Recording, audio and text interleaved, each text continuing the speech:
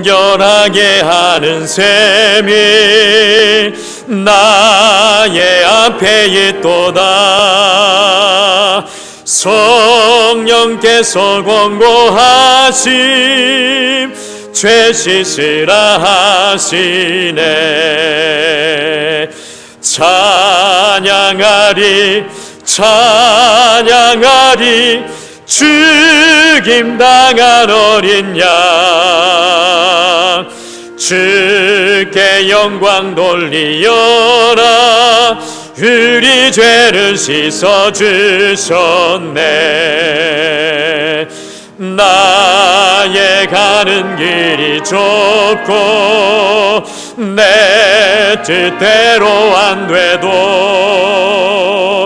모든 욕심 다 버리고 주만 따라가겠네.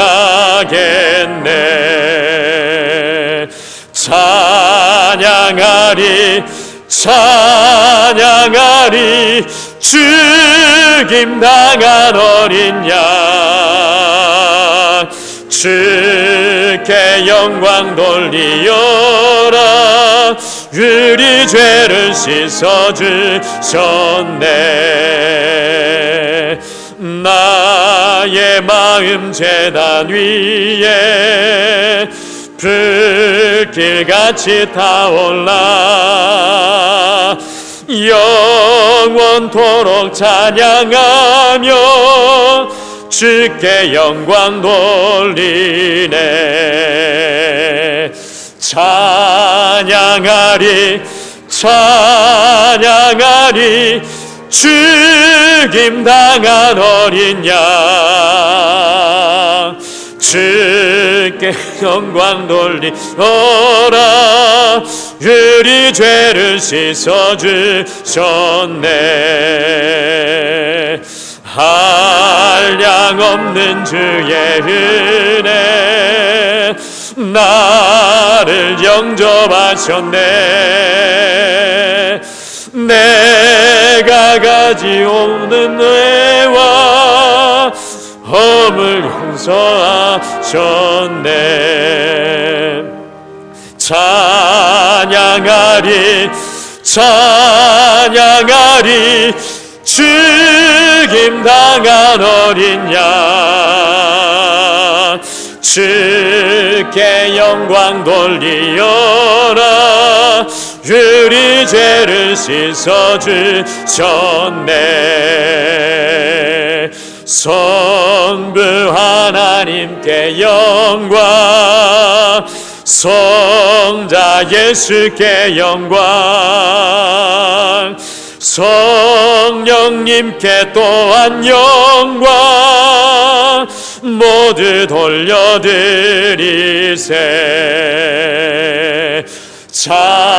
찬양하리 찬양하리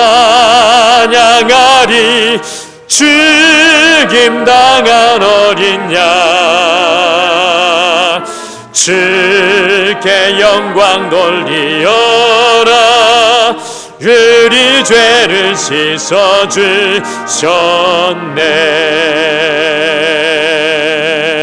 아멘.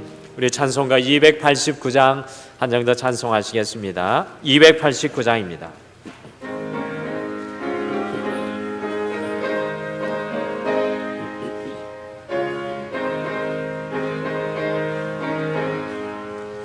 주 예수 내 맘에 들어와 계시는 변하여 새 사람 되고 내가 늘 바라던 참빛을 찾음도 주 예수 내 맘에 오심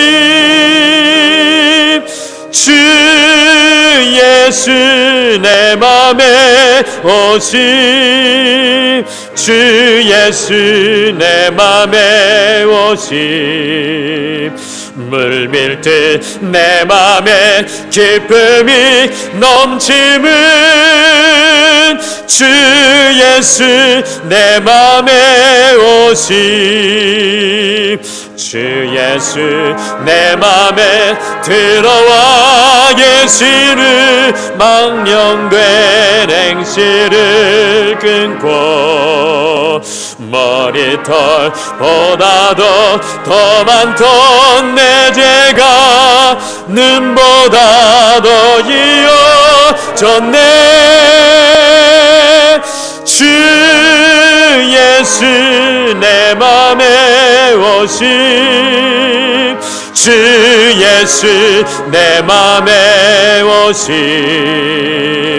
물밀듯 내 맘에 기쁨이 넘치는 주 예수 내 맘에 오심,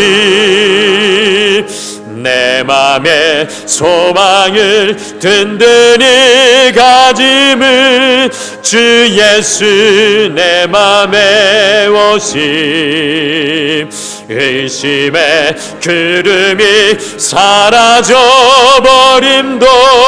주 예수 내 맘에 오심, 주 예수 내 맘에 오심, 주 예수 내 맘에 오심, 물밀듯 내 맘에 기쁨이 넘치는 주 예수 내 맘에 오심, 사망의 음침한 골짜기 가다가 밝은 빛 호련히 비춰 저 멀리 하늘문 환하게 보임도 주 예수 내 맘에 오심, 주 예수 내 맘에 오심, 주 예수 내 맘에 오심, 물밀듯 내 맘에 기쁨이 넘치는 주 예수 내 맘에 오심, 내가 저 전성에 올라가 살기는 주 예수 내 맘에 오심, 전성에 올라가 주님을 뵈리니 그 기쁨 비길 데 없네. 주 예수 내 맘에 오심, 주 예수 내 맘에 오심, 물밀듯 내 맘에 기쁨이 넘치는 주 예수 내 맘에 오심. 아멘. 우리 이 시간 다 같이 자리에 일어서셔서 예배의 부르심 앞에 우리 한 마음과 한 뜻과 한 정성을 다하여서 함께 서시도록 하겠습니다.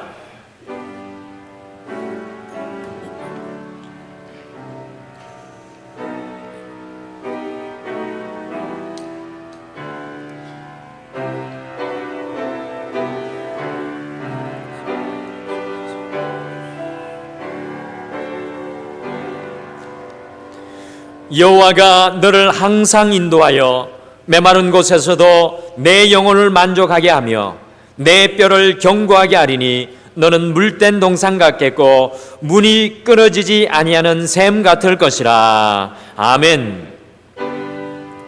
예수는 그리스도,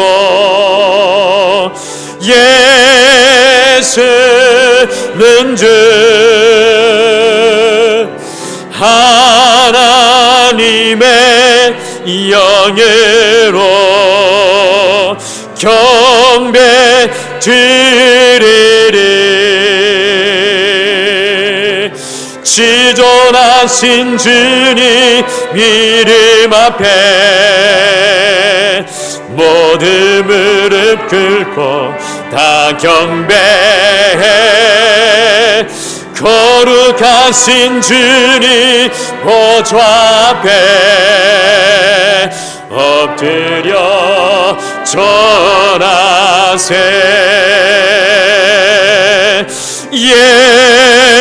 예수는 그리스도, 예수는 주,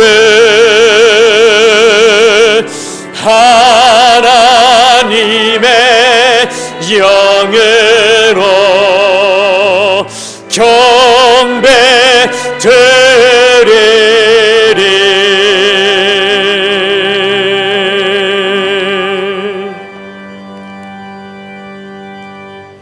전능하사 천지를 만드신 하나님 아버지를 내가 믿사오며 그 외아들 우리 주 예수 그리스도를 믿사오니 이는 성령으로 잉태하사 동정녀 마리아에게 나시고 본디오 빌라도에게 고난을 받으사 십자가에 못 박혀 죽으시고 장사한 지 사흘 만에 죽은 자 가운데서 다시 살아나시며 하늘에 오르사 전능하신 하나님 우편에 앉아 계시다가 저리로서 산 자와 죽은 자를 심판하러 오시리라. 성령을 믿사오며 거룩한 공예와 성도가 서로 통하는 것과 죄를 사하여 주시는 것과 몸이 다시 사는 것과 영원히 사는 것을 믿사옵나이다. 아멘. 우리 다 같이 자리에 앉으셔서 우리 찬송가 35장 다 같이 찬송하시겠습니다.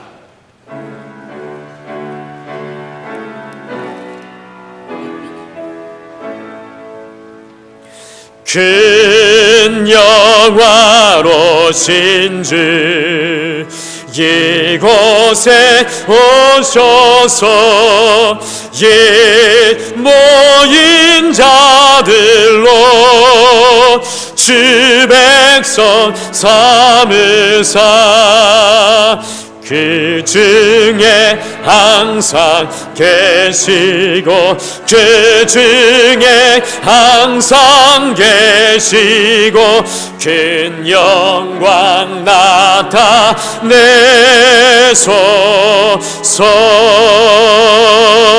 이 백성 기도와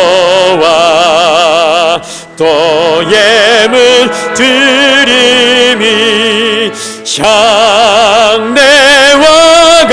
같으니 곧 받으옵소서.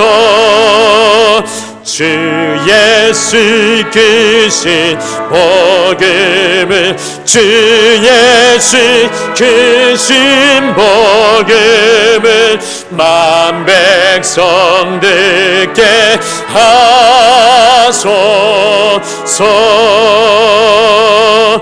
또 우리 자손들 다 주를 기리고 저 성전돌같이 기나게 하소서.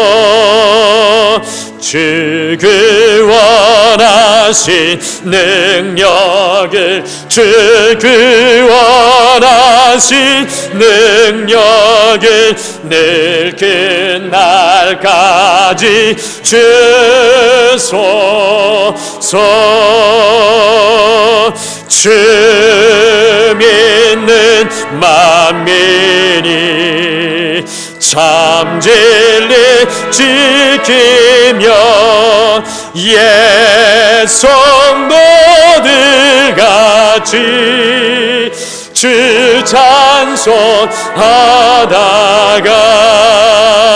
저 천국 보좌 앞에서 저 천국 보좌 앞에서 늘 찬송하게 하소서. 아멘.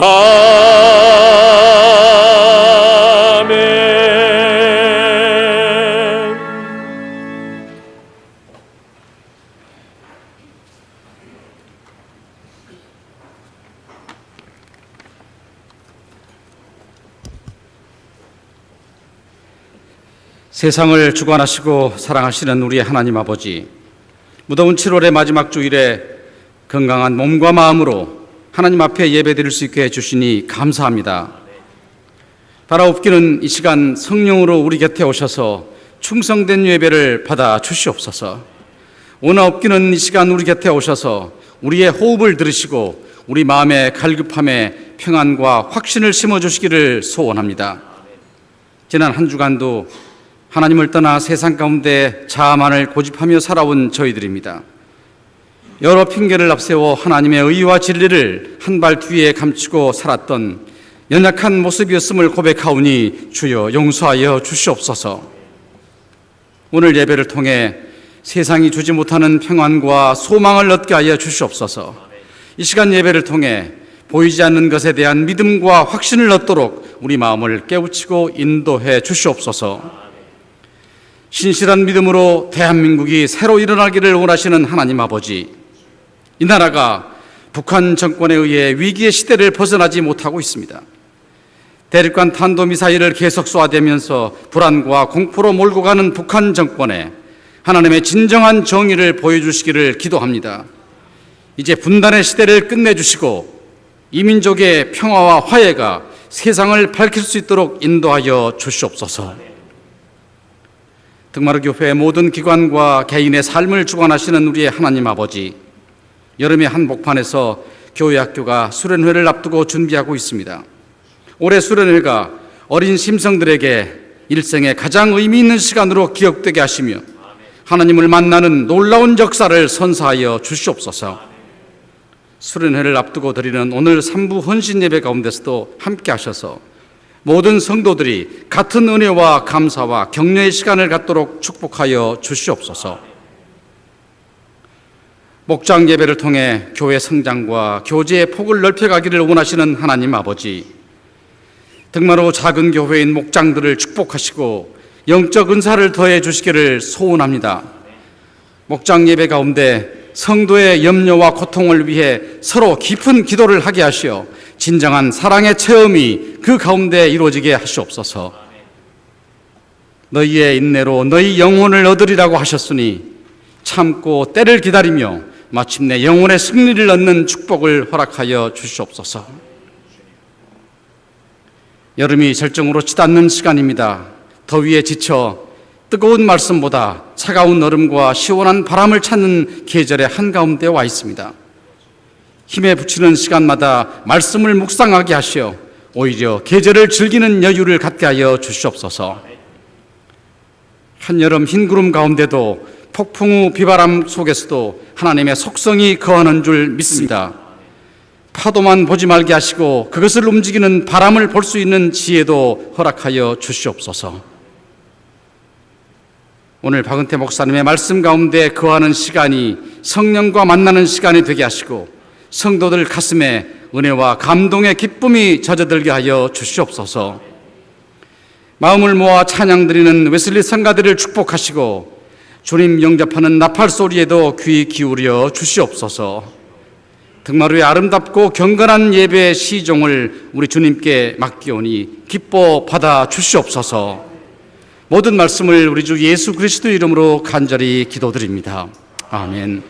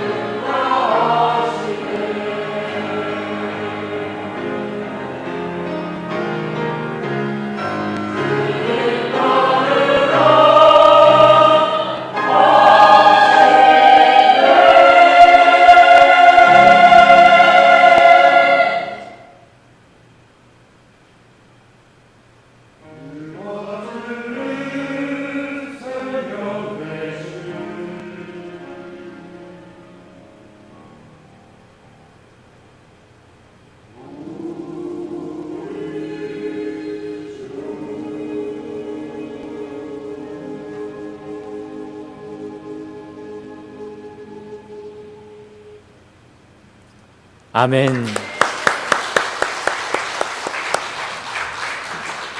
귀한 찬양 감사합니다. 광고 말씀 전해드립니다.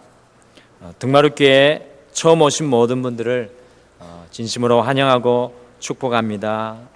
이 믿음의 장소에서 뜨거운 사랑과 또 나눔과 섬김이 일어나는 놀라운 역사가 있기를 소원합니다. 오늘 오후 예배 때는 우리 교육부 헌신 예배가 있습니다. 3부 때 드려지는데 이때는 우리 교육부를 위해서 같이 기도하고 같이 찬양하고 그런 귀한 시간입니다. 그래서 함께 해주셔서 우리 각 교육부를 위해서 기도하시는 시간, 함께하는 시간으로 같이 만들어 가셨으면 좋겠습니다. 그리고 부모님들은 꼭 참석해 주시면 감사하겠습니다. 다음 주에는 운영위원회 모임이 있습니다. 각 부서는 보고서를 준비해 주시고 기도로 또 그 모임을 함께 준비해 주시길 바랍니다. 여름 수련회 연합기도회가 안내가 있습니다. 8월 4일, 11일 금요일 9시 기도회 본당에서 있고요. 8월 5일, 12일 토요일 저녁 7시에 우리 유치부실에서 지금 함께 열심히 모여서 기도하고 있습니다. 함께 하실 분들 함께 해주시고요. 여름 수련회 일정이 있습니다. 우리 돌아오는 8월 2일 수요일부터 금요일까지 우리 청소년부 수련회가 한국산업기술대학교로부터 시작됩니다. 여러분들 함께 기도해 주시고요. 또 마음으로 함께 후원해 주시면 감사하겠습니다. 우리 목장별 환경미화가 8월 1일부터 31일까지 교회를 아름답게 하기 위해서 이렇게 섬김의 그 안내를 해 놓았습니다. 여러분들 보시고 참고하시면 좋겠습니다. 우리 등마루에 기도 제목이 있습니다. 8월 2일 날 이 우리 박준성 전도사님, 이 김가미 성도님의 둘째가 태어날 예정일로 되어 있습니다. 우리 성도님들 이제 얼마 안 남았기 때문에 이틀 남았네요. 함께 생각나시는 대로 기도해 주시길 바랍니다. 무더위에 잘 출산할 수 있도록 기도해 주시기를 바랍니다. 우리 축하할 일이 있습니다. 우리 이영구 권사님께서 이미 박사님이신데 미국의 미드웨스트 유니버시티에서 이 경영학 박사학위를 받으셨습니다. 그래서 두 번째 박사학위로 머리가 무겁게 받으셔서 오늘 축하하며 사랑하며 우리 동마리교회 성도님들 섬기는 떡을 나눕니다. 여러분들 같이 축하해 주시고 떡을 나눌 때 정말로 우리 권사님 귀하게 사용받을 수 있도록 또 축복 기도해 주셨으면 좋겠습니다. 우리 동마리교회 함께 이렇게 오늘 예배 드리시는 분들이 있는데요. 우리 맨체스터에서 오신 우리 또 등마루에 이게 방학 때 되면 늘 함께 오셔서 예배를 드려주는데 한 가족이 나오셨습니다. 잠깐 그 자리에서 일어나 주시겠습니까? 우리 박수로 환영하겠습니다. 네. 그리고 우리 고야곱 선교사님이 지난번에 나오셨는데 이번에 사모님께서 몸이 좀 불편하셔서 우리 자녀들과 좀 쉬는 시간을 가지기 위해서 사모님과 함께 다 나오셨습니다. 우리 사모님하고 자녀들 잠깐 일어나실까요? 우리 박수로 크게 환영하겠습니다. 특별히 사모님을 위해서 좀 기도해 주십시오. 건강하게 회복하셔서 다시 사역지에서 사역 잘 하실 수 있도록 기도해 주시기를 바랍니다. 오늘의 좋은 소식은 여기서 끝나는 게 아니라 오늘은 저희 교회에 풍성하게 2명의 남자 청년이 새 가족으로 새 신자로 등록을 하게 됐습니다. 한 청년은 제가 미국에서 만난 이 일렉 기타의 연주에 아주 크게 귀재인 우리 또 나사렛 대학교의 출신인데요. 제가 연주하는 걸 들어봤는데 너무 훌륭하게 연주를 해서 우리 교회에서 같이 신앙생활하면 어떠냐라고 했더니만 짐을 싹 사들고 와서 이렇게 등록하게 됐습니다. 김휘 형제라는 우리 형제가 왔고요. 그리고 그 옆에 보면 권구산 형제라는 형제가 있는데 이 형제는 정말 마음이 보배 같이 깨끗하고 순결한 청년인 것을 느낄 수가 있었습니다. 이 젊은 청년들 둘이 우리 덕마루의 가족이 되어 주었습니다. 우리 잠깐 자리에서 일어나시고요. 우리 뒤쪽에 있습니다. 우리 크게 박수로 환영하겠습니다. 감사합니다. 좋은 일이 많이 있었으면 좋겠습니다. 네, 앉아주시면 감사하겠습니다. 다음에는 저희가 전부 다 일어나고 새로 오는 분은 앉아 계시는 게, 왜냐하면 새로 오신 분이 일어나면 부끄럽잖아요. 그래서 그것도 괜찮을 것 같습니다. 일어나서 다 한번 봐드리는 그것도 이상한가요? 등마루에 좋은 소식이 있어서 감사합니다. 따뜻하게 맞아주시고 또 인사해 주시면 감사하겠습니다. 지금 이 시간에는 우리가 한 주 동안 준비하고 또 기도했던 귀한 예물 우리 주님 앞에 함께 올려드리며 주악에 맞추어서 우리 봉헌하겠습니다.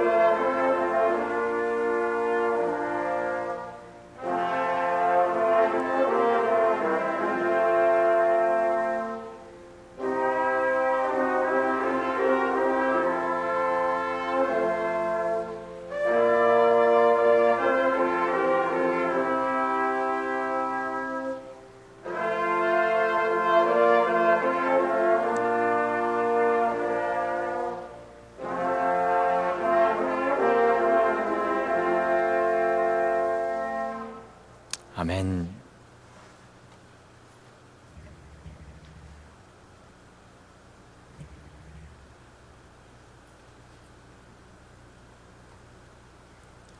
드려진 헌금을 위해서 우리 다 같이 기도하시겠습니다. 하나님의 사랑과 그 은혜 다 어찌 우리의 짧은 생각과 소견으로 셀 수 있으며 어찌 합당하게 우리 하나님께 감사할 수 있겠습니까? 그러나 오늘 이 7월의 마지막 주 다시 한 번 더 우리의 삶의 뒤안길을 돌아보면서 오늘 이 시간 살아계신 하나님께 감사의 두 손을 들고 나아가는 오늘 이 자리에 귀한 성도님들 있사오니 오 주여 저들의 마음과 헌신과 사랑을 기억하사 세상 그 어느도 줄 수 없는 평안과 기쁨과 하늘의 신령한 복으로 우리 주님 채워 주시옵소서.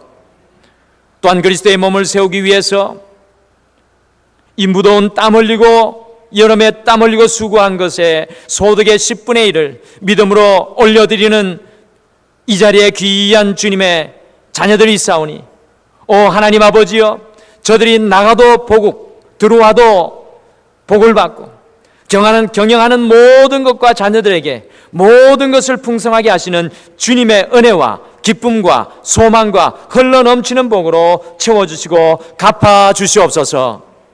오늘 이 아침에 거룩한 안식일을 기억하여 주일 헌금을 또한 올려드립니다. 오늘 이 주일 저들에게 합당한 은혜로 갚아주시고 성교 헌금으로 중식 헌금으로 차량 헌금으로 목적 헌금 등 각종 헌금으로 하나님께 그들의 사랑을 표현한 종들에게 하나님의 능력과 권능의 손이 함께하여 주사 30배, 60배, 100배 이삭이 누렸던 복과 은혜를 저들이 누리고 경험하게 도와 주시옵소서. 오늘도 우리가 가진 달란트를 깨뜨리며 우리의 시간과 몸을 또한 우리의 마음을 깨뜨리는 모든 주의 종들에게 영원한 복과 은혜로 성령으로 충만하게 하여 주실 줄 믿습니다. 감사드리며 예수님의 이름으로 기도드립니다. 아멘. 우리 하나님 말씀 같이 보시겠습니다. 사무엘하 11장 1절에서 11절 말씀입니다. 사무엘하 11장 말씀입니다. 1절에서 11절 말씀입니다. 사무엘하 11장 1절에서 11절 말씀입니다. 477페이지 구약성경 477페이지 사무엘하 11장 1절에서 11절 말씀입니다. 제가 한 절 읽고 우리 성도님들이 한 절 읽고 교독하시겠습니다. 그 해가 돌아와 왕들이 출전할 때가 되매 다윗이 요압과 그에게 있는 그의 부하들과 온 이스라엘 군대를 보내니 그들이 암몬 자손을 멸하고 랍바를 에워쌌고 다윗은 예루살렘에 그대로 있더라.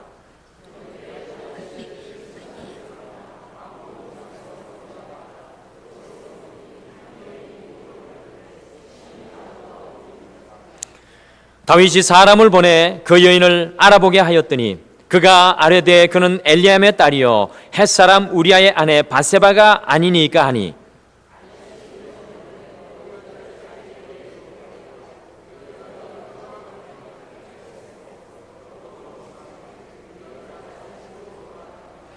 그 여인이 임신함에 사람을 보내 다윗에게 말하여 이르되 내가 임신하였나이다 하니라.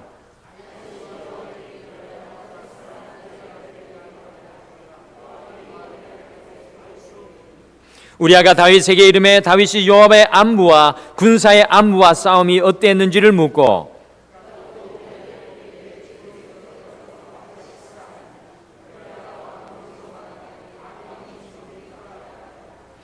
그러나 우리아는 집으로 내려가지 아니하고 왕궁문에서 그의 주의 모든 부하들과 더불어 잔지라.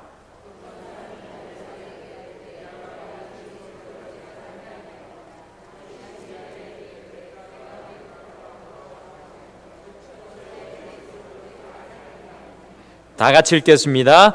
우리아가 다윗에게 아뢰되 언약궤와 이스라엘과 유다가 야영 중에 있고 내 주 요압과 내 왕의 부하들이 바깥 들에 진치고 있거늘 내가 어찌 내 집으로 가서 먹고 마시고 내 처와 같이 자리이까. 내가 이 일을 행하지 아니하니 왕의 살아계심과 왕의 혼의 살아계심을 두고 맹세하나이다 하니라. 아멘. 우리 앞뒤 좌우 분들에게 이 뜨거운 여름 이렇게 축복하며 같이 활짝 웃으며 인사했으면 좋겠습니다. 주님의 열정으로 살아가십시오 라고 활짝 웃으면서 인사해 주시길 바랍니다. 주님의 열정으로 살아가십시오. 주님의 열정으로 살아가십시오.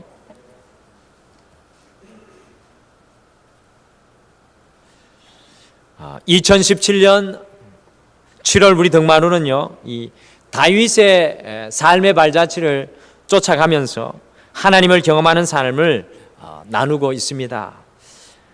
골리앗을 이기는 삶을 경험하고 살아가라는 말씀으로 이 7월을 시작했고요. 사울을 이기는 삶을 경험하고 살아가라. 아둘람을 경험하고 살아가라는 말씀을 우리가 지난주까지 우리 성도님들과 함께 나누었습니다. 다윗은 그의 인생 속에서 이 골리앗이라는 삶의 문제, 사울이라는 삶의 문제, 아둘람 굴에 갇히는 삶의 문제, 전쟁의 문제 등 여러 가지 삶의 문제를 만남을 통하여서 하나님을 아주 더욱 깊이 경험하는 놀라운 은혜를 사무엘상 하에서 우리가 읽을 수가 있습니다. 특별히 다윗은 지난주 말씀을 볼 때 아둘람 굴을 기점으로 해서 계속해서 승승장구하는 삶을 이어오고 있었습니다. 그런데 오늘은 다윗이 그의 인생에서요 이 밧세바라는 문제를 만남을 통해서 완전히 넘어지는 삶의 경험을 하게 되는 것을 우리가 봅니다. 도대체 밧세바가 누구였기에 하나님의 마음에 합한 사람, 영적인 시인, 위대한 찬양의 사람, 이스라엘의 자랑스러운 왕 다윗을 넘어뜨린 것일까요? 1995년에 영국의 경제계를 발칵 뒤집어 놓는 사건이 하나가 있었습니다. 그것은 영국의 베어링스라는 은행이 1파운드가 없어 네덜란드에 매각되는 엄청난 충격적인 사건이었습니다. 이 베어링스라는 은행은 233년 된 오래된 은행으로 영국 황실과 거래한다고 해서 황실은행이라고 불렸는데요. 도대체 왜 이 은행이 단돈 1파운드가 없어서 네덜란드에 매각되는 그런 수치스러운 일을 겪었을까요? 이 사건의 배후에 릭 니슨이라는 사람이 있었습니다. 릭 니슨은 고등학교를 졸업한 후에 고졸 신입사원으로 이 베어링스 은행에 입사를 하였는데, 니슨은 공부는 많이 하지 않았지만 돈을 벌어들이는 이 굉장한 감각을 가진 사람이었습니다. 니슨은 이 베어링스의 은행의 돈을 여기저기 투자를 해서 꽤 많은 돈을 벌어들이게 되었고, 점점 두각을 나타내 가지고요, 그의 실적이 최고일 때에는 베어링스 은행의 수입의 20%를 무려 20%를 혼자 벌어들일 만큼 그의 존재감이 은행에서 대단했습니다. 그러니 당연히 은행은 니슨을 믿고 더 많은 자본을 사용하여 돈을 벌어 오도록 하였고요, 니슨은 마치 자신이 신이라도 된 것처럼 자신의 능력을 자만하게 되었습니다. 그런데 성수왕장구하던 니슨이 이 새롭게 투자한 곳에서 실수를 하고 말았습니다. 이전에 그가 은행을 위해서 벌어들인 돈에 비하면 이 실수는 정말 작은 것이었는데요, 니슨은 자신의 실수를 드러내지 않기 위해서 그것을 감추고 그 실수를 만회하기 위해서 거짓말을 하면서 은행에 돈을 빼다가 무리하게 다른 곳에 투자를 하기 시작했습니다. 그런데 한번 잘못 맞추어진 이 단추는요, 추락하기 시작하는데 그의 투자는 회복되지 않았고 그가 저질렀던 작은 실수가 결국에는 엄청나게 큰 손해의 거목으로 아주 눈덩이처럼 불어났습니다. 더 이상 감출 수 없게 되자 니슨은 다른 나라로 도망갔지만 거기에서 붙잡혀서 6년 6개월의 실형을 받게 되었습니다. 여기서 우리 성도님들과 같이 마음에 담고 싶은 것은 바로 이겁니다. 무려 230년간에 걸쳐서 이룩했던 이 베어링스의 명예와 신뢰를 무너뜨리는 데는요, 단 한 달밖에 걸리지 않았다는 것입니다. 230년간의 신뢰와 명예를 지켜왔던 영국의 베어링스 은행이 무너지는 데는 단 한 달밖에 걸리지 않았다는 것입니다. 그와 같은 역사가 오늘 우리가 읽은 성경 속에서도 등장하고 있습니다. 다윗이 10년간 사울의 문제로 어려움을 겪다가 30세가 되어서 사울을 대신하여 왕이 되어서 무려 20년 동안 형통의 삶을 살았습니다. 그러나 이제 50세의 나이에 접어들게 된 다윗은 이 밧세바라는 여인의 문제로 무려 그의 인생에 30년 동안 쌓아왔던 하나님을 경험하는 아름다운 삶이 완전히 무너지는 경험을 하게 되었습니다. 저는 이 다윗의 인생의 골리앗의 문제, 사울의 문제, 아들라움의 문제, 전쟁의 문제, 유대 광야의 문제만 있는 줄 알았는데요, 다윗에게 가장 큰 문제는 오늘 우리가 읽은 이 밧세바의 문제였습니다. 여기에서 밧세바의 문제는요, 성경을 가만히 읽게 되면 다른 사람의 문제가 아니라 바로 다윗 자신의 문제였습니다. 쉽게 말씀드리면 다윗에게 가장 큰 문제는 바로 자기 자신이었고, 그 자기 자신 앞에 넘어지고 마는 큰 실수를 경험하는 안타까운 모습이 바로 오늘 우리가 만나는, 오늘 사무엘하 11장에서 만나는 바로 오늘 이 다윗의 모습입니다. 사랑하는 성도 여러분, 오늘 이 7월의 마지막 주에 자기 자신을 지키지 못하고 밧세바의 문제 앞에, 곧 자기 자신 앞에 넘어진 다윗을 우리가 함께 살펴볼 텐데요, 이 다윗을 존경하던 우리 성도님들 실망하실지도 모르겠습니다. 그리고 어느 한순간에 이 다윗을 정죄하는 마음이 들 수도 있겠는데, 여러분들, 우리는 오늘 이 시간 이 말씀을 들으면서 우리가 다윗의 자리에 앉아야 합니다. 우리가 다윗의 입장이 되어서 오늘 이 말씀을 함께 살펴보고 이 말씀을 묵상해야 될 것입니다. 어떻게 다윗이 밧세바에게 넘어질 수밖에 없었는지 오늘 하나님을 경험하는 삶 31번째 시간을 이어갑니다. 그러면서 오늘 말씀의 제목이 밧세바를 이기는 삶을 경험하고 살아가라는 말씀을 함께 나누겠습니다. 밧세바를 이기는 경험을 하고 살아가라, 이것이 오늘 말씀의 제목입니다. 여러분들 다윗을 통해서 어떻게 하면 골리앗보다, 사울보다, 아둘람의 문제보다 더 큰 밧세바의 문제, 곧 우리 자신을 이기는 삶을 살아갈 수 있을지 함께 오늘 말씀을 통해서 주님이 주시는 지혜를 우리의 인생에 채우기를 소원합니다. 우리가 만나는 밧세바, 우리 자신의 문제를 어떻게 이기고 넘어갈 수 있겠습니까? 지난 한 주 여러분들 자신 앞에 이기고 승리하며 살아가셨습니까? 오늘 이 시간 다윗의 모습을 보면서 우리가 어떻게 살아가야 될지 하나님의 지혜가 우리에게 채워지기를 소원합니다. 여러분들 다윗의 실패를 통해 배우는 이 밧세바를 이기는 경험을 하기 위한 첫 번째 말씀의 지혜는 여러분들 오늘 주보의 말씀이 정리가 되어 있습니다. 사명의 자리를 떠나지 말라입니다. 사명의 자리를 떠나지 말라입니다. 골리앗의 문제를 이기고 사울의 문제를 극복하고 아둘람의 은혜를 경험하였던 다윗이요 밧세바에게 넘어질 수밖에 없는 이유가 오늘 말씀 1절에 나오고 있습니다. 사무엘하 11장 1절로 다시 한번 가보겠습니다. 사무엘하 11장 1절을 우리가 같이 다시 한번 읽겠습니다. 같이 읽겠습니다. 시작. 그 해가 돌아와 왕들이 출전할 때가 되매 다윗이 요압과 그에게 있는 그의 부하들과 온 이스라엘 군대를 보내니 그들이 암몬 자손을 멸하고 랍바를 에워쌌고 다윗은 예루살렘에 그대로 있더라. 아멘. 오늘 1절 말씀의 두 가운데가 우리 눈에 들어옵니다. 그 해가 돌아와 라는 말씀과 다윗은 예루살렘에 그대로 있더라 라는 이 말씀이 우리의 시선을 잡아 끕니다. 먼저 그 해가 돌아와 왕들이 출장할 때가 되매 라는 말씀에 한번 주목해 보실까요? 그 해가 돌아왔다는 것은 여러분들 무슨 뜻을 의미하는 걸까요? 여러분들 오늘 말씀 앞장인 10장에 보시면 이스라엘 백성들이 암몬 전쟁하는 장면이 나오고 있습니다.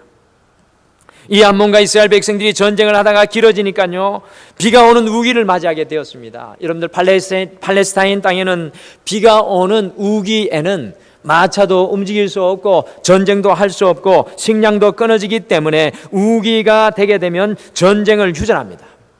10장에서 이스라엘 백성들과 암몬 사람들 사이에 전쟁이 휴전되었습니다. 그러다가 이 우기가 끝나고 건기가 들었으니까 햇볕이 쨍하고 뜨는 건기가 돌아오니까 전쟁을 다시 할 수 있게 되었다는 뜻이 바로 그 해가 돌아와 왕들이 출전할 때가 되매라는 말씀입니다. 우리나라 그쪽 저기로 하면 4월이 되겠습니다. 건기가 돌아와서 1절 말씀해 보니까 요압 장군이 진두지휘를 하여서 온 이스라엘 군대가 암몬의 수도인 라빠, 오늘날의 요르단 수도인 암만의 전쟁터로 나아가서 다시 이스라엘 백성들과 암몬 백성들 사이에 이 혈투가 벌어지게 되었습니다. 그런데 우리 성도님들과 함께 주목해 보고 싶은 것은 바로 이것입니다. 이렇게 전쟁이 시작되었을 때 다윗은 과연 어디에 있었습니까? 이러한 전쟁이 일어났을 때 다윗은 과연 어디에 있었습니까? 오늘 1절 끝부분에 보니까 다윗은 백성의 맨 앞에 있지 않고 맨 뒤에 남아 있었습니다. 다윗은 치열한 전투의 현장에 있었던 것이 아니라 화려한 왕궁에 남아 있었습니다. 사무엘하 5장부터 오늘 말씀 11장까지를 여러분들 꼼꼼히 읽어보시면 다윗이 사울을 이어서 헤브론에서 왕이 되고 예루살렘으로 옮겨가서 수많은 전쟁을 치르는 다윗의 모습을 우리가 발견하게 됩니다. 그런데 이 전쟁들 속에서 단 한 번의 전쟁에도 예외 없이 다윗은 맨 앞에 앞장서서 전쟁에 나아갔습니다. 다윗이 진두를 지휘하였다는 이야기입니다. 이렇게 다윗이 맨 앞자리에서 싸울 때 다윗이 어디를 가든지 하나님께서 이기게 하셨고 형통하게 하셨다라고 성경 말씀은 아주 분명하게 기록하고 있습니다. 다윗이 있어야 할 자리, 다윗의 사명이 있는 것은 오늘 이 1절 말씀에 기록된 것과 같이 궁궐이 아니라 전쟁터라는 것입니다.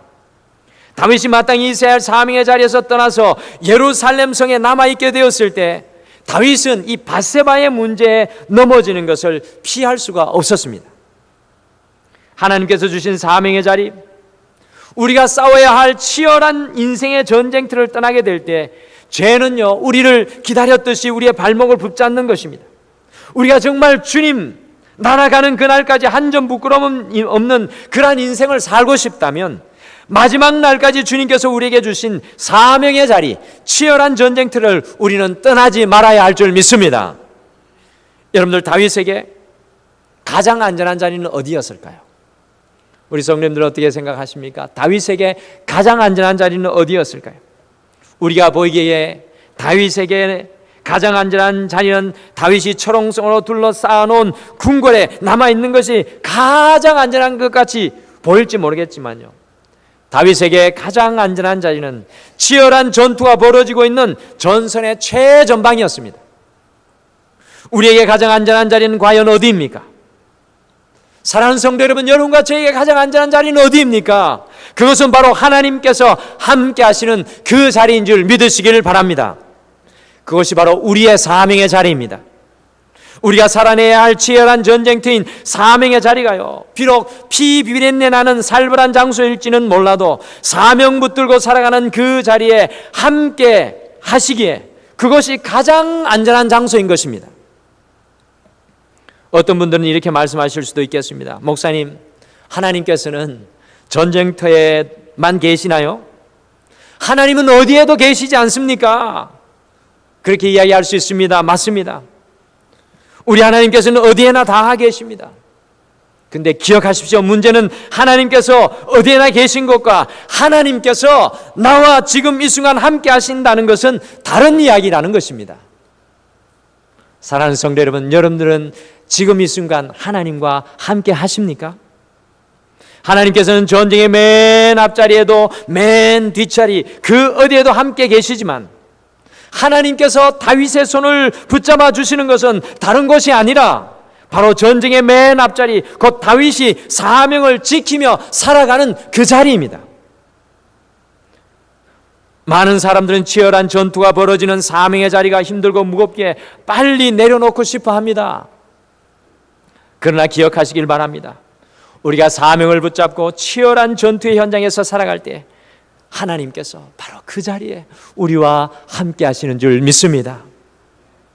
우리가 사명을 붙잡을 때 하나님께서 우리를 붙잡으시고요, 우리가 사명을 붙잡으면 하나님께서는 그 사명자를 붙드시는 것입니다.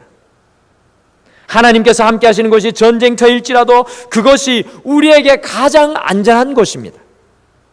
우리의 사명의 자리를 떠나면 밧세바의 문제에 넘어질 수밖에 없다라는 것입니다.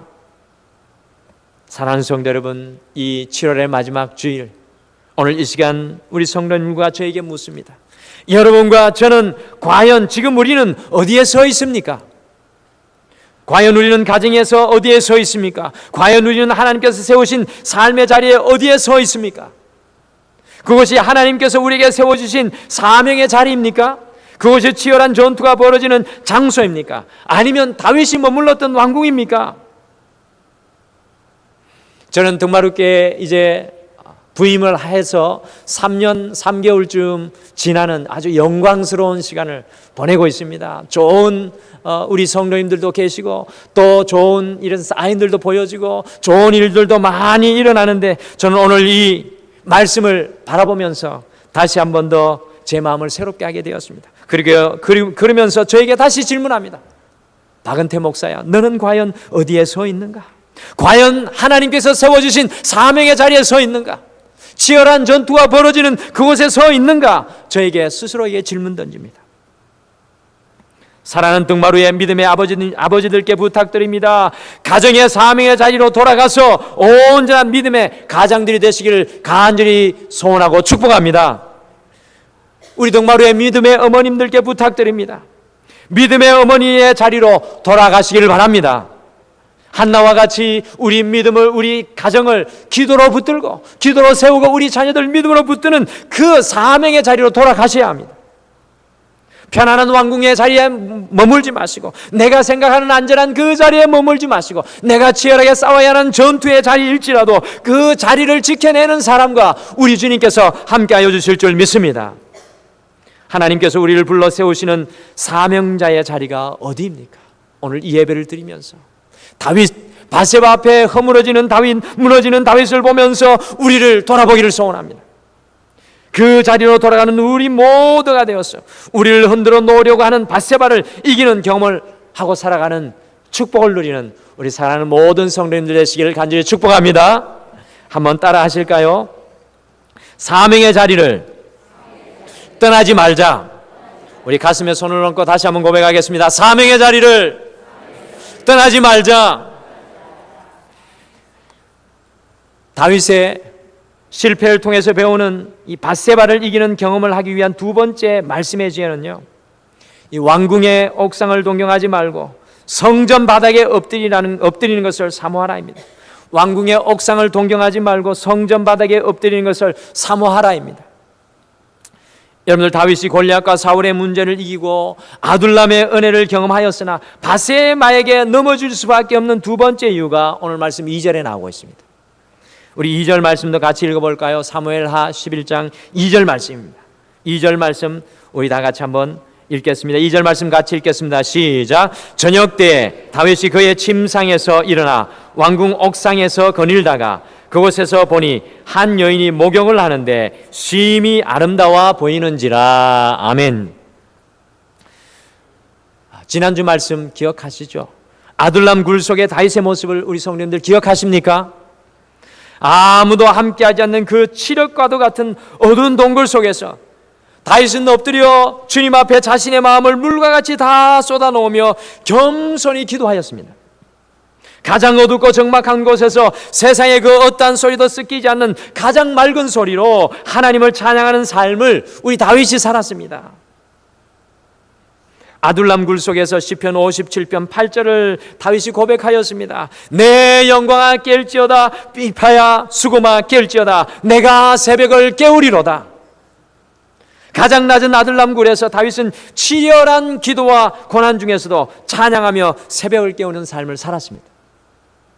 그런데 오늘 2절 말씀해 보니까 여러분들, 그 아둘람굴의 모습에 다윗과 오늘 모습은 완전히 틀립니다. 오늘 2절 말씀해 보십시오. 사명의 자리를 떠난 다윗, 하나님께서 함께 하시는 인생의 무대를 떠나니 아둘람굴에서 엎드리는 다윗의 모습은 사라지고 게으름과 나태함에 사로잡혀 있었던 다윗을 발견합니다. 저녁 때에 침상에서 일어났다고 성경이 기록하고 있는 것을 보아서요, 다윗은 자신의 충신들이 목숨 걸고 다윗이 있어야 할 그 사명의 자리를 피 흘리며 지켜내는 동안에 다윗은 바로 이때 낮잠을 자고 저녁에 침상에서 일어나 성공한 사람들이 그렇게 올라가기를 동경하는 왕궁 옥상으로 올라가 뒷짐지고 있는 모습을, 그 다윗의 모습을 우리가 발견합니다. 성경을 보니까 왕궁의 옥상이 문제입니다. 여러분들 잘 기억하십시오. 왕궁의 옥상이 문제입니다. 다니엘서에 나오는 느부갓네살 왕도 자신의 왕궁을 거니면서 야, 이 제국을 보아라, 이 놀라운 도시를 누가 세웠느냐고 감탄하였을 때 교만한 느부갓네살 왕이 진노를 받아서 7대를 풀을 뜯고 짐승처럼 살 수밖에 없었던 기록이 나오고 있습니다. 여러분들, 세상의 이치도 마찬가지입니다. 올라갈수록 위험하고 내려갈수록 안전합니다. 우리가 올라가면 올라갈수록 정말 위험합니다. 내려가면 내려갈수록 안전합니다. 무게중심도 낮을수록 안전하고 높을수록 불안합니다. 모든 사람들이 다 옥상에 올라가고 싶어합니다. 거기에는 명예가 있고요, 권력이 있고요, 성공이 있고요, 명성이 있고 산의 진미가 있지만 사실 그곳에 우리를 넘어뜨리는 밧세바가 우리를 기다리고 있다는 것입니다. 우리는 올라가는 인생을 누릴 때, 그리고 평안한 인생을 누릴수록 더욱 다윗과 같이 아둘람의 은혜를 잊어버리고 그저 왕궁의 옥상으로 올라가서 세상의 낙과 쾌락을 누리기를 소원하는 것이 아니라, 우리가 올라가면 올라갈수록 왕궁의 옥상을 동경하는 것이 아니라 성전 바닥에 엎드리는 삶을 사모해야 될 줄 믿습니다.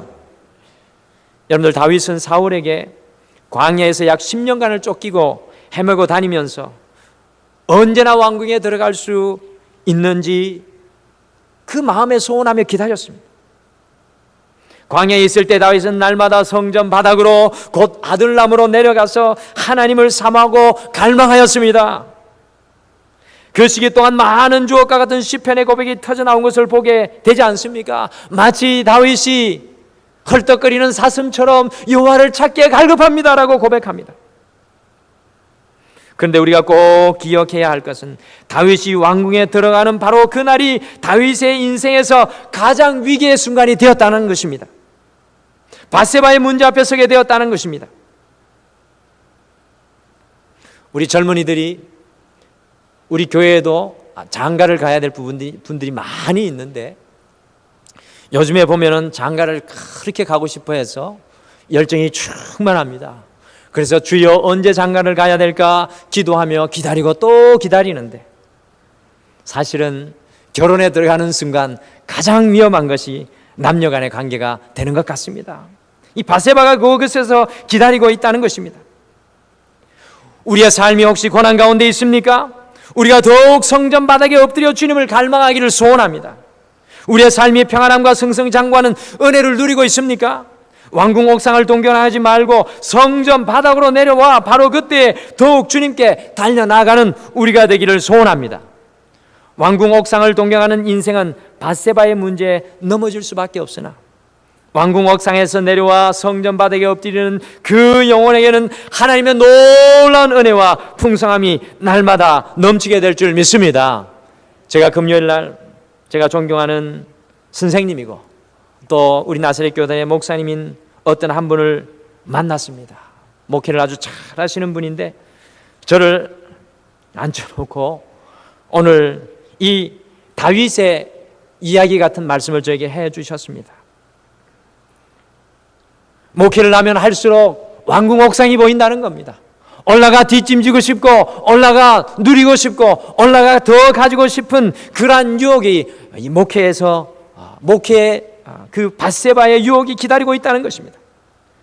그분이 저에게 말씀하셨습니다. 그럴 때마다 날마다 성전 바닥으로 내려가서 자네가 제일 먼저 그 성전 바닥에 눈물 흘리며 주님께 나아가는 주의 종이 되라고 저에게 축복해 주시는 것을 듣고 제가 많은 은혜를 받게 되었습니다. 사랑하는 성도 여러분, 온전한 가정은 왕궁 옥상을 동경하는 가정이 아니라 날마다 성전 바닥에 엎드리는 가정이 온전한 가정이 될 줄 믿습니다. 온전한 교회는 왕궁 옥상에서 뒷짐지고 있는 사람들이 많은 교회가 절대로 아닙니다. 온전한 교회는 성전 바닥을 사모하는 성도들이 모여서 그곳에서 함께 눈물을 흘리며 주님을 갈망하는 성도가 더 많을 때 그 교회는 온전하게 세워질 줄 믿습니다. 여러분들, 온전한 나라가 어떻게 세워집니까?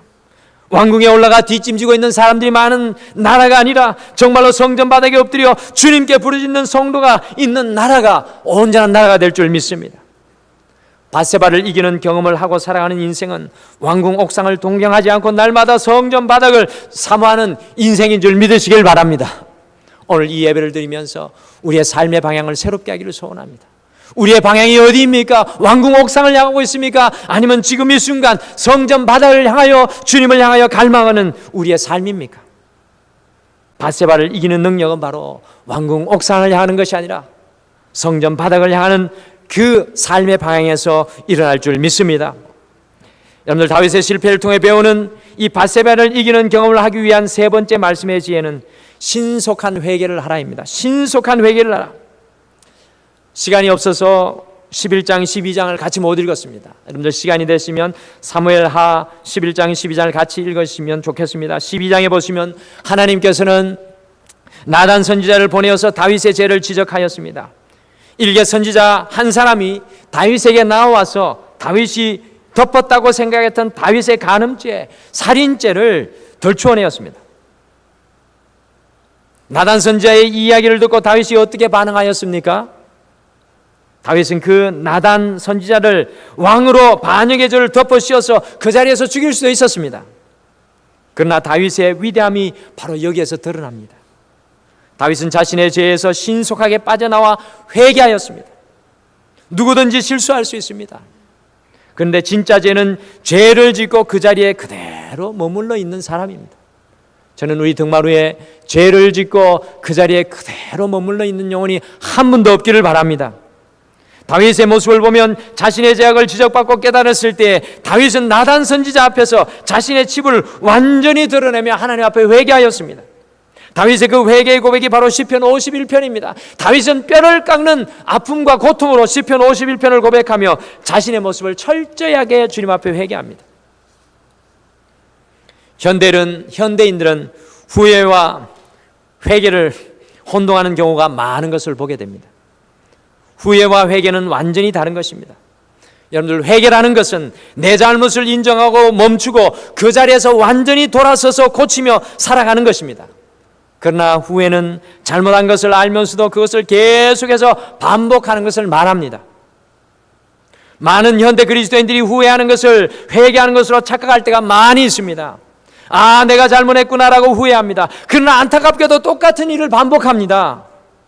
내가 술 때문에 어려움을 당했으면 다시 술로 돌아가지 않는 것이 진정한 회개입니다. 내가 도박 때문에 어려움을 당했으면 그 도박으로 돌아가지 않는 것이 회개입니다. 내가 나쁜 사람들 때문에 나쁜 습관으로 내 인생이 망가졌다면 그 사람에게로, 그 습관으로 돌아가지 않는 것이 진정한 회개입니다. 우리는 과연 지금 후회의 인생을 살고 있습니까? 아니면 회개의 인생을 살아가고 있습니까? 그리스도인들은 후회하는 인생을 살아가는 사람들이 아니라 회개하고 고치며 바꾸는 인생, 개혁하는 인생을 살아가는 사람들인 줄 믿으시길 바랍니다. 여러분들, 이번 해가 종교개혁 500주년을 맞는 해입니다. 우리 종교개혁의 정신이 무엇입니까? 프로테스탄트입니다. 우리에게 옳지 못한 것은 언제든지 항거하며 일어나서 살아가는 사람들이 그리스도인입니다. 회개하며 우리의 삶을 주님 앞으로 돌이키는 사람들이 바로 여러분과 저라는 것입니다. 오늘날 볼 수 없는 희귀한 일이 무엇인지 아십니까? 오늘날 정말 우리가 볼 수 없는 희귀한 일이 있는데 그것이 무엇인지 아십니까? 그것은 바로 죄 때문에 우는 것입니다. 여러분들, 이 나라 이 민족이 오래전에 우리의 죄 때문에 가슴 아파하며 회개하는 회개의 역사가 놀랍게 일어났습니다. 그러나 오늘날 이 땅 위에 죄 때문에 우는 것이 사라지고 있습니다. 영생에 나오는 에티오피아의 가난한 사람들은 동정하며 눈물을 흘리지만 정말로 바짝 말라가는 자기의 영혼을 위해서는 울지 않는 시대가 오늘의 시대가 되어버리고 말았습니다. 회개 없는 마음만큼 메마른 사막이 없고요, 회개 없는 가정만큼 삭막한 가정은 없으며, 회개 없는 교회만큼 은혜 없는 교회는 없으며, 회개 없는 나라만큼 교만한 나라는 없습니다. 하나님을 감동시키는 사람은 밧세바의 문제를 만났을지라도 회개하며 다시 주님을 붙잡는 인생입니다. 그 인생에는 늘 하나님의 용서의 감격이 경험되어질 줄 믿습니다. 사랑하는 성도 여러분, 용서가 필요한 시대입니다. 주님의 은혜가 필요한 시대인 줄 믿습니다. 우리의 회개가 필요한 시대입니다.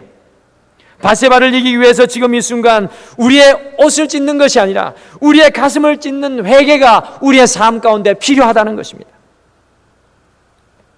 다윗은 사실 오늘 이 밧세바의 문제로 넘어짐으로 엄청나게 큰 징계의 아픔을 겪게 되었습니다.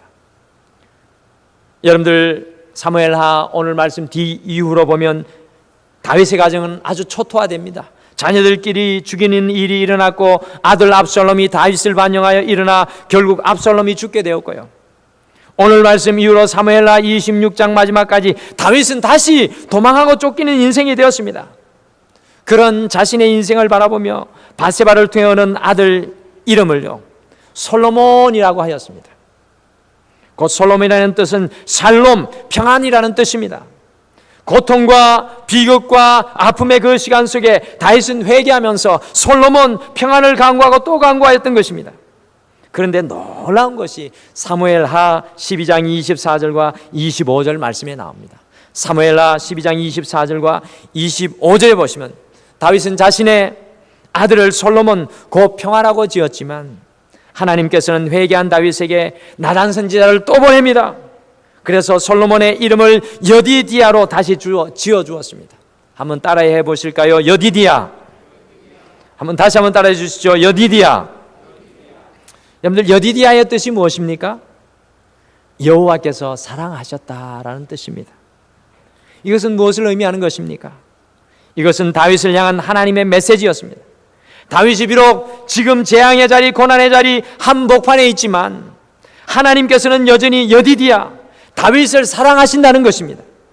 다윗이 비록 밧세바로 인해 한순간에 넘어졌지만 다윗이 일어나기를 소원하신다는 주님의 사랑의 마음입니다. 우리가 회개의 자리로 나와서 새로운 인생을 살아가기를 소원하는 바로 주님의 마음 여디디아입니다. 신속히 회개하는 그곳에 밧세바를 이기는 경험을 하게 되고요, 주님의 사랑이 함께하는 여디디아의 은혜가 경험되어질 줄 믿습니다. 다윗은 주님의 평안만 강조했지만 우리 주님께서는 다윗을 향하여 그 고통과 괴로움과 다시 그 절망 중에서 내가 너를 사랑한다, 다시 한 번 더 너의 인생을 시작하라고 우리 주님께서는 다윗을 일으켜 세워주고 있습니다. 오늘 밧세바의 문제 앞에 넘어진 다윗을 통해서 우리는 밧세바를 이기는 지혜를 배우게 됩니다. 어떻게 아리따운 밧세바의 유혹을 뿌리칠 수 있겠습니까? 오늘 말씀이 우리에게 말씀하는 세 가지 귀한 지혜가 있습니다. 이번 한 주 이 세 가지 지혜로 살아가시길 바랍니다. 사명의 자리를 떠나지 마시길 바랍니다. 왕궁의 옥상을 동경하지 말고 성전 바닥에 엎드리는 것을 사모하시길 바랍니다. 여러분의 삶을 돌아보면서 신속히 회개하는 삶을 사셔서 여디디야 내가 너를 지금도 사랑한다는 주님의 안아주심을 경험하는 이번 한 주가 되기를 간절히 축복합니다. 우리 다 같이 기도하시겠습니다. 사랑의 하나님, 우리가 때로 아둘람과 같은 깊은 하나님의 은혜, 살아있는 찬양을 드리다가도 때로는 밧세바와 같이 우리를 흔들어 놓는 인생의 문제를 만나게 됩니다. 여지없이 무너지게 되고 여지없이 작은 우리의 모습을 발견하게 됩니다. 그러나 오늘 다시 한 번 더 다윗을 통해서 주님께서 주시는 귀한 말씀의 지혜를 우리 가슴 속에 채웁니다. 오 주님, 이 7월 마지막 이 주에 우리가 다시 한 번 더 우리의 삶의 자리를 돌아보게 도와 주시옵소서. 과연 우리가 사명의 자리에 서 있는지, 하나님이 기뻐하시는 자리에 서 있는지, 하나님께서 나와 함께 하시는 그 자리에 내가 서 있는지 주님 분명히 깨닫고 알게 도와 주셔서 날마다 하나님이 기뻐하시는 사명자의 자리에서 승리케 도와 주시옵소서. 믿음의 어머니로, 믿음의 아버지로, 믿음의 자녀로, 또한 하나님께서 세워주신 그 삶의 현장 속에서 정말 하나님의 영광이 우리를 통해 드러나게 도와 주시옵소서. 주님, 또한 우리가 이 땅 가운데 살아갈 때 세상 끝 왕궁의 옥상을 바라보며 그저 그것을 향해 달려갈 때가 참으로 많이 있습니다. 오늘 이 아침에 다시 한 번 더 다윗의 모습을 바라보면서 우리가 왕궁의 옥상을 향하는 것이 아니라 날마다 성전 바닥을 향하여 달려나가는 믿음의 사람들 되게 도와 주시옵소서. 더욱이 잘되고 형통할 때 주님 앞에 나아가 부르짖고 주님을 붙잡는 우리의 믿음이 되게 도와 주시옵소서. 주님, 우리의 가슴이 깨어지지 못함을 오늘 이 아침에 다시 한 번 더 고백합니다. 주님 앞에 회개되어져야 될 것, 주님 앞에 고백되어져야 될 것, 주님 앞에 회복되어져야 될 것들이 있다면 다시 한 번 더 다윗처럼 우리도 주님 앞에 우리의 가슴을 쏟아놓게 도와 주시옵소서. 그래서 우리의 관계가 새롭게 도와 주시옵소서. 여디디아라는 우리 하나님의 사랑님의 속삭임을 다시 한 번 더 가슴에 품을 수 있도록 오 주님 축복하여 주시옵소서. 우리 사랑하는 성도들의 삶 가운데 이번 한 주 동안 함께하여 주시고 동행하여 주실 줄 믿고 감사드리며 예수님의 이름으로 기도드립니다. 아멘. 우리 다 같이 자리에서 일어서셔서 찬송가 384장 찬송하시겠습니다.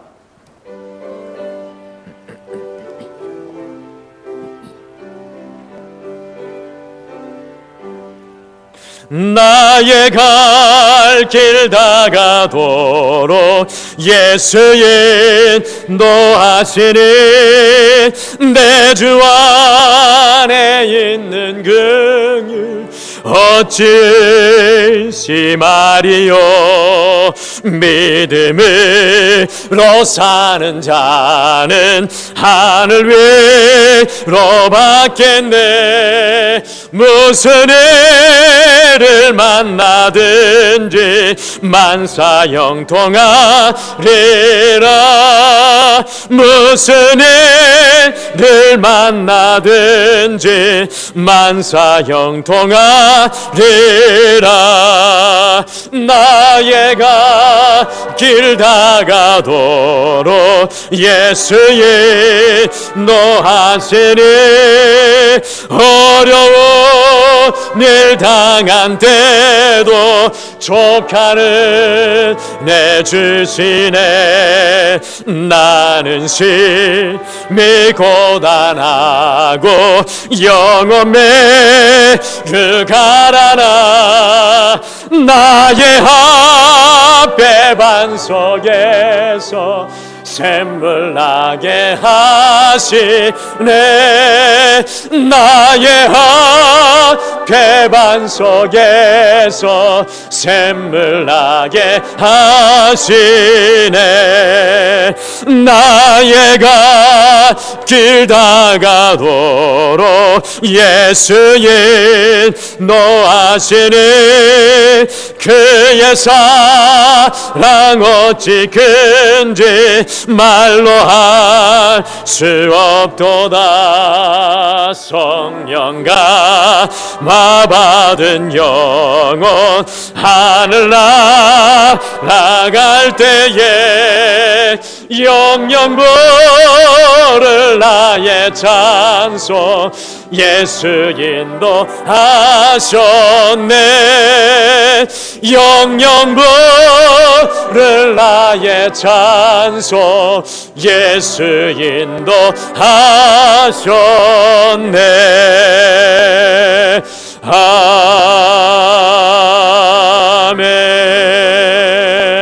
아멘.